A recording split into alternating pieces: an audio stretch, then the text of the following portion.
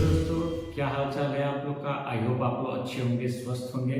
तो चलिए, कल के वीडियो में हम लोगों ने देखा था कि भारत का संवैधानिक इतिहास के बारे में, और इसमें हम लोगों ने बात किया था 1600 ईस्वी के राजलेख के बारे में, 1726 ईस्वी के राजलेख के बारे में, गवर्नर क्या होता है, गवर्नर जनरल क्या होता है, भारत का गवर्नर जनरल क्या है, भारत का वायसराय क्या है, इसके बारे में बात किया था। इसके साथ साथ वास्को डी गामा की भारत यात्रा के बारे में बात किया था। तो इतना सब कुछ हम लोगों ने पिछली वीडियो में बात किया था। अगर आप लोगों ने वो वीडियो नहीं देखा है तो प्लीज उस वीडियो को जरूर देखिएगा, उसका लिंक इस डिस्क्रिप्शन में दे दिया जाएगा। तो चलिए अब आगे की हम लोग बात करते हैं।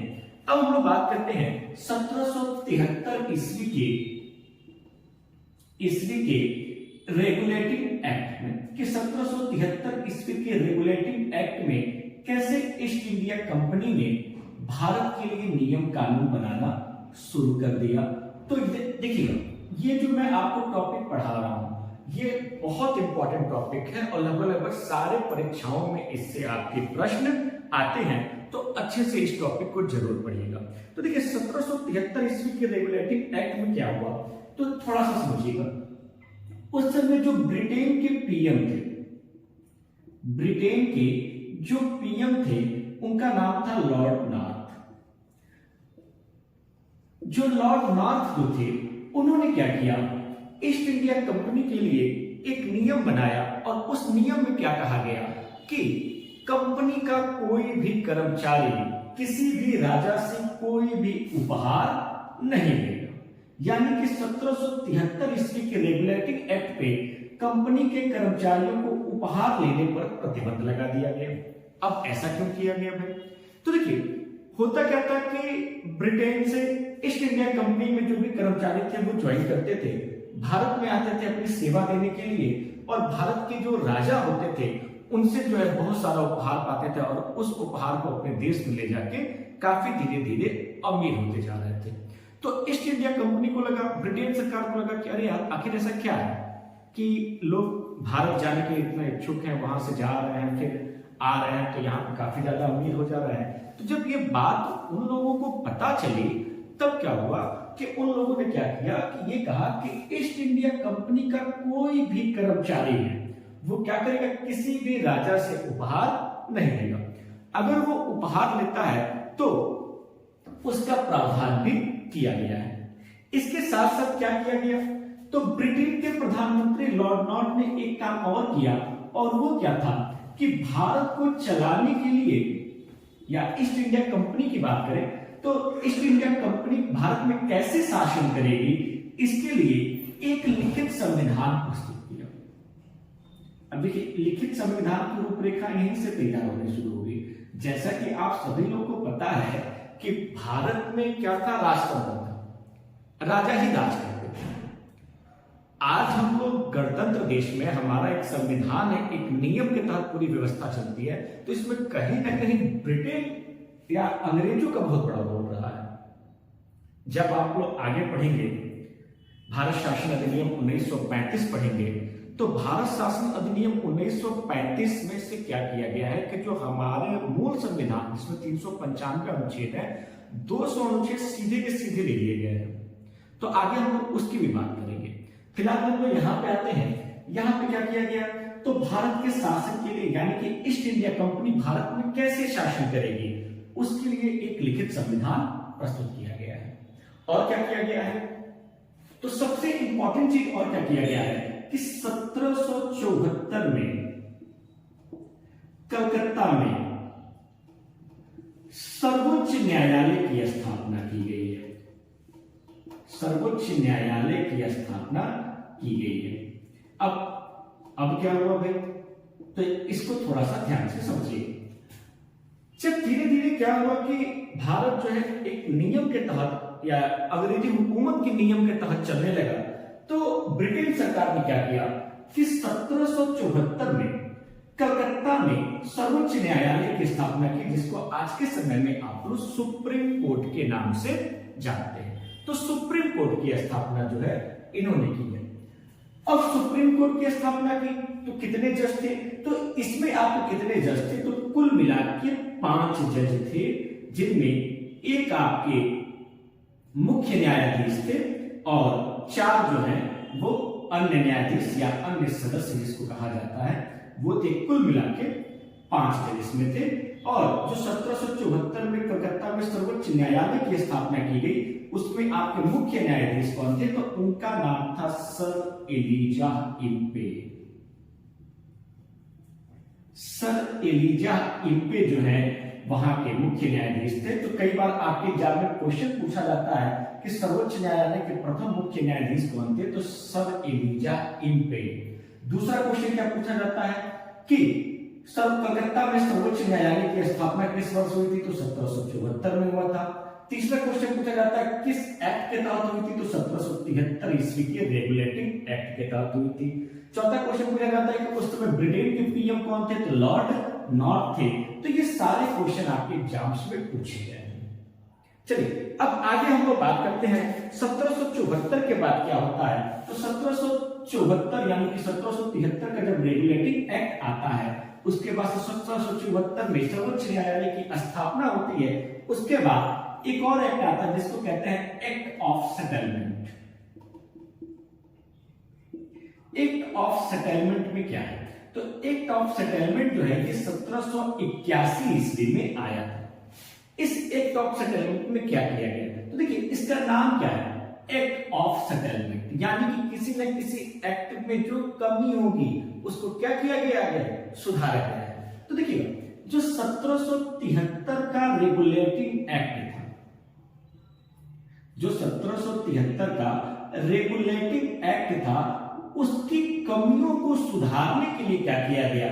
एक्ट ऑफ सेटलमेंट लाया गया, 1781 में लाया गया। तो आपके लिए बस इतना ही इंपॉर्टेंट है कि एक्ट ऑफ सेटलमेंट क्या हुआ। तो एक्ट ऑफ सेटलमेंट में क्या हुआ? तो 1773 का जो रेगुलेटिंग एक्ट आया था उसमें जो कमी थी, क्योंकि ईस्ट इंडिया कंपनी को चलाने के लिए एक लिखित आया था, सारी चीजें लिखित हुई थी, तो उन कमियों को दूर करने के लिए क्या किया गया? एक्ट ऑफ सेटलमेंट लाया गया। अब हम अगले एक्ट की तरफ चलते हैं। हमारा अगला एक्ट क्या है? तो अगला एक्ट है Pitt's India act. Pitt's India act 1784। ये आप लोग चाहे तो अपना एक अच्छे से नोट्स भी बना सकते हैं। अगर आप इसको नोट्स बना लेंगे तो काफी अच्छा होगा। और अगर आप इसका नोट्स का पीडीएफ चाहते हैं तो हम लोग इसका लिंक आपको ग्रुप में डाल देंगे, इसके डिस्क्रिप्शन में भी डाल देंगे, जिससे कि आप लोग चाहे तो अपना पीडीएफ बना सकते हैं। पीडीएफ का जो भी एक निश्चित शुल्क होगा उसको आप गूगल पे या फोन पे के जरिए पे कर देंगे और आपको पीडीएफ जो है आपको भेज दिया जाएगा। ठीक है, तो अब हम लोग बात करते हैं पिट्स इंडिया एक्ट 1784 में हुआ है। तो इस एक्ट में जो सबसे इंपॉर्टेंट काम क्या हुआ है? तो भारत में द्वैध शासन की शुरुआत हुई। अब द्वैध शासन लागू हुआ है। भारत में द्वैध शासन लागू हुआ है। अब आप लोग बात करते हैं कि ये द्वैध शासन क्या होता है। तो द्वैध शासन का मतलब होता है दोहरा शासन। ठीक है, आज भी भारत में द्वैध शासन प्रणाली है, दोहरा शासन प्रणाली है। कैसे?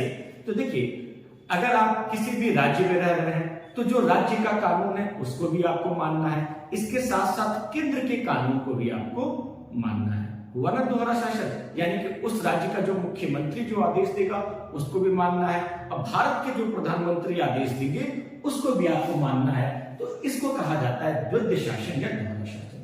अगर थोड़ा सा द्वैध शासन के चला जाए तो देखिए द्वैध शासन की जो शुरुआत मानी जाती है वो तुगलकों से मानी जाती है, यानी कि द्वैध शासन जो है तुगलकों की देन है। लेकिन इंप्लीमेंट करने का काम किसने किया है? तो ब्रिटिश ने इसको इंप्लीमेंट करने का काम किया है। द्वैध शासन की बात करेंगे तो जब प्लासी का युद्ध हुआ था, अब प्लासी के युद्ध के बाद जब लॉर्ड क्लाइव को जो है बंगाल का गवर्नर बनाया गया था, तब उन्होंने क्या किया था? सर्वप्रथम बंगाल में दोहरा शासन यानी कि द्वैध शासन लगाया गया था। तो यहां से भी आपके एग्जाम में क्वेश्चन पूछा जाता है कि लॉर्ड क्लाइव ने सर्वप्रथम दोहरा शासन कहां पे लगाया था? तो वह आपका बंगाल में क्या हुआ था?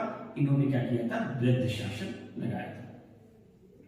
एक एग्जाम में और आपके क्वेश्चन पूछा जाता है कि द्वैध शासन का जनक किसको कहा जाता है? तो द्वैध शासन का जो जनक है वो लियो कार्टियस को कहा जाता है। लियो कार्टियस को, आई होप आप लोग को दिख रहा होगा, लियो कार्टियस को जो है द्वैध शासन का जनक कहा जाता है। शुरुआत कहां से मानी जाती है? तो तुगलकों से इसकी शुरुआत मानी जाती है। ठीक है, तो 1784 में क्या हुआ? तो 1784 के एक्ट में क्या हुआ? भारत में द्वैध शासन प्रणाली की शुरुआत हुई। अब द्वैध शासन की प्रणाली कैसी थी भाई? तो आपको अभी मैंने बताया है कि दोहरा शासन प्रणाली थी। तो द्वैध शासन प्रणाली में क्या हुआ? तो दो चीज बनाया गया। एक क्या था? तो board of director, board of directors, और दूसरा क्या था? Board of controller, board of controller.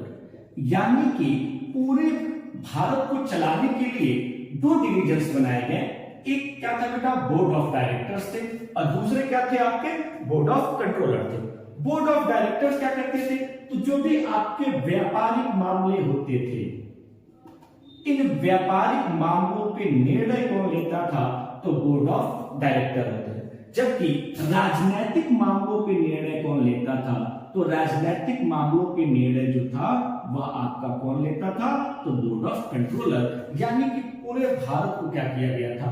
दो शासन करने के लिए दो हिस्सों में बांट दिया गया था। एक था बोर्ड ऑफ डायरेक्टर्स और दूसरे थे बोर्ड ऑफ कंट्रोलर। क्यों? क्योंकि उस समय विधानसभा, विधान परिषद नाम के भी कोई भी चीज का गठन नहीं हुआ था। तो बोर्ड ऑफ डायरेक्टर्स क्या करते थे? व्यापारिक मामलों को देखते थे, और बोर्ड ऑफ कंट्रोलर क्या करते थे? राजनीतिक मामलों को देखने का काम करते थे। ठीक है, आई होप आप लोग को चीजें समझ में आ रही होंगी। बाकी अगर आपको कोई भी दिक्कत हो तुरंत मैसेज कीजिएगा, और इजी वे में आपको मैं इस चीज को समझाऊंगा। और इससे ज्यादा जो है हमको नहीं लगता है कि कोई भी आपको आसानी से समझा सकता है, जितनी आसानी से इजीएस्ट वे से मैं आपको समझाऊंगा। आगे जब मैं आपको पढ़ाऊंगा तो कैसे अनुच्छेद याद किया जाएगा, कैसे सम याद किया जाएगा, उसका भी सारा मैं आपको तरीका समय समय पे बताता रहूंगा, ताकि आपका अनुच्छेद, सम, संशोधन, अनुसूची, भाग सारा आपके जुबान पर रहे। तो धीरे धीरे हम लोग स्टेप बाय स्टेप आगे की तरफ चलेंगे। अब अगला हमारा एक्ट है जिसका नाम है चार्टर अधिनियम। चार्टर अधिनियम 1813। यह बहुत ही इंपॉर्टेंट चीज है, चार्टर अधिनियम 1813। इसके तहत क्या हुआ था? तो देखिए, चार्टर अधिनियम 1813 के तहत क्या हुआ था? तो सबसे पहला काम क्या किया गया था? तो ईस्ट इंडिया कंपनी के एकाधिकार को समाप्त कर दिया गया था। अब आप लोग सोच रहे हैं सर इसका क्या मतलब है? अभी बता रहा हूं। ईस्ट इंडिया कंपनी के एकाधिकार को समाप्त कर दिया गया था।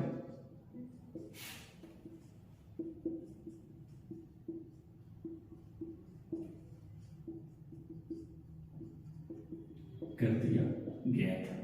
यानी कि ईस्ट इंडिया कंपनी जो है भारत में कोई भी निर्णय नहीं ले सकती थी बिना ब्रिटिश गवर्नमेंट के राय के। लेकिन इसमें एक प्रोविजन ये भी किया गया था कि चीन का कोई भी मामला हो, और चीन का कोई व्यापारिक मामला हो, तो चीन के व्यापारिक मामलों पे निर्णय लेने का एकाधिकार जो है ईस्ट इंडिया कंपनी को था। चीन के व्यापारिक मामले को छोड़कर बाकी कहीं भी ये अपना एकाधिकार के तहत निर्णय नहीं ले सकते थे। दूसरा इंपॉर्टेंट काम क्या किया गया इस एक्ट में? तो भारतीयों को शिक्षित करने के लिए, भारतीयों को शिक्षित करने के लिए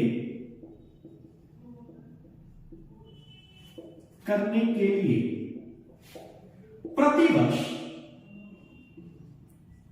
1 लाख रुपए का प्रावधान किया गया।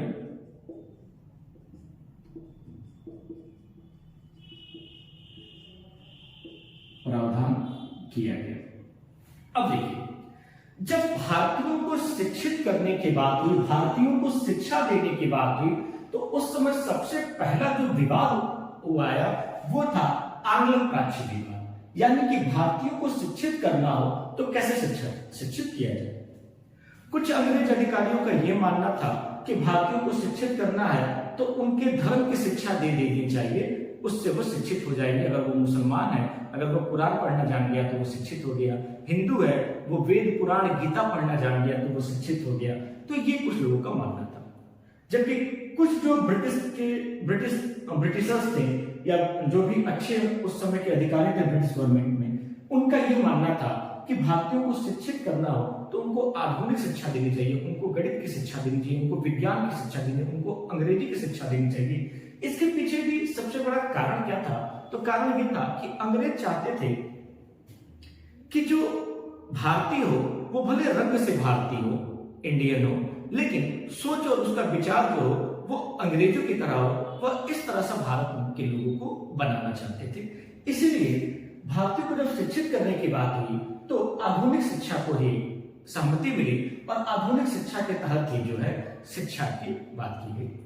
अगर शिक्षा की हम लोग बात करते हैं तो शिक्षा में एक सबसे बड़ा सिद्धांत उभर के आता है जिसको निस्यंदन सिद्धांत या छलनी सिद्धांत या इंग्लिश में फिल्ट्रेशन सिद्धांत के नाम से भी जाना जाता है। ये इसमें क्या होता था? इसमें यह था कि अंग्रेजों का मानना यह था कि समाज के ऊंचे वर्ग के लोगों को अगर हम शिक्षित कर देंगे तो वो क्या करेंगे? अपने नीचे वर्ग के लोगों को शिक्षित करेंगे, फिर वो अपने नीचे वर्ग के लोगों को शिक्षित करेंगे। इस तरह से वो पूरा भारत के लोग क्या हो जाएंगे? शिक्षित हो जाएंगे। लेकिन ऐसा हुआ नहीं। ये भी सिद्धांत जो है बहुत चला नहीं, असफल सिद्धांत था। ठीक है। तब अंग्रेजों ने क्या किया कि भारतीयों को शिक्षित करने के लिए प्रतिवर्ष 1 लाख रुपए का, देखिएगा उस समय 1813 में 1 लाख रुपए का क्या महत्व होगा इसको आपसे बेहतर कोई नहीं जान सकता है। आज के समय में 1 लाख रुपए का क्या महत्व है आप जानते होंगे। 1 लाख रुपए का प्रावधान किया गया। इसके तहत जगह जगह स्कूल खोले गए, विद्यालय खोले गए जहां पे भारतीयों को शिक्षा दिया गया। अब भारतीयों की शिक्षा की बात हो रही है, तब इसी एक्ट में आगे क्या किया गया है? तो जो ईसाई मिशनरी थे,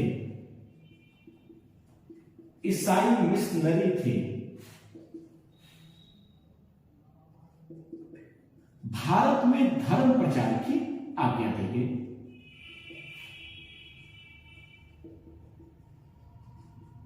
धर्म प्रचार की आज्ञा दी गई।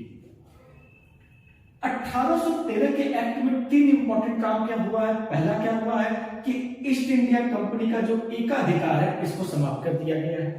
दूसरा इंपॉर्टेंट काम क्या हुआ है कि भारतीयों को शिक्षित करने के लिए प्रतिवर्ष 1 लाख रुपए का प्रावधान किया गया है। तीसरा क्या किया गया है? ईसाई मिशनरी या ईसाई मिशनरियों को भारत में धर्म प्रचार की आज्ञा दी गई। अब देखिए जब ईसाई मिशनरियों को भारत में धर्म प्रचार की आज्ञा मिली तो उन्होंने अपने धर्म के प्रचार करने का तरीका बिल्कुल अलग कर दिया।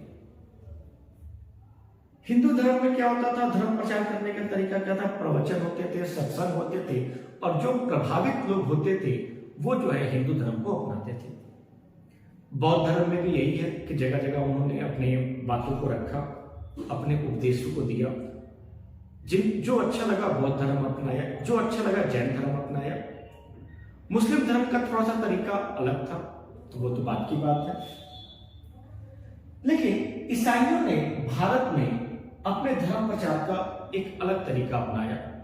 ईसाइयों का मानना यह था कि अगर भारतीयों को इस ईसाई धर्म के बारे में बताना है, जागरूक करना है, तो उनके बच्चों को जो है शुरू से उसकी शिक्षा दी जानी चाहिए। जब हम उनके बच्चों को शुरू से शिक्षा देंगे तो धीरे धीरे वो बड़े होंगे तो ईसाई धर्म में हो सके कन्वर्ट हो जाए। इसीलिए ईसाई मिशनरियों ने क्या किया? जगह जगह पे अपने विद्यालय खोलना शुरू किया। आप लोग ये भी देखे होंगे कि मिशन स्कूल्स होंगे या सेंट्रल एकेडमी, कॉन्वेंट, इस तरह के स्कूल आपके भी शहर में होंगे। और यहाँ पे क्या होता है? प्रार्थना के समय यीशु मसीह के बारे में बताया जाता है, ईसाई धर्म के प्रचार प्रसार के बारे में बताया जाता है। तो इन्होंने क्या किया? अपने धर्म प्रचार का तरीका क्या कर दिया? बिल्कुल बदल दिया। तो आज के वीडियो में हम लोग केवल इतना ही देखेंगे। अगली वीडियो में जो है हम लोग बात करेंगे चार्टर अधिनियम 1833 के बारे में कि चार्टर अधिनियम 1833 में क्या हुआ था। उसके बाद से 1853 का एक्ट आया था। धीरे धीरे हम लोग स्वतंत्रता की तरफ बढ़ेंगे। तो अगले वीडियो में जरूर देखिएगा, और इससे पहले अगर आपने हमारा वीडियो नहीं देखा होगा तो उसको भी जरूर देखिएगा, उसका लिंक मैं डिस्क्रिप्शन में डाल दूंगा। और अगर आप हमारे चैनल को लाइक, सब्सक्राइब और शेयर नहीं किया तो प्लीज उसको लाइक, सब्सक्राइब, शेयर जरूर कर दें, ताकि हम लोग मोटिवेट होके आपको एक सिस्टम से सारे वीडियो अपलोड कर सके, जिससे आप लोग कहीं भी रह के अपनी परीक्षाओं की तैयारी कर सकें। Thank you.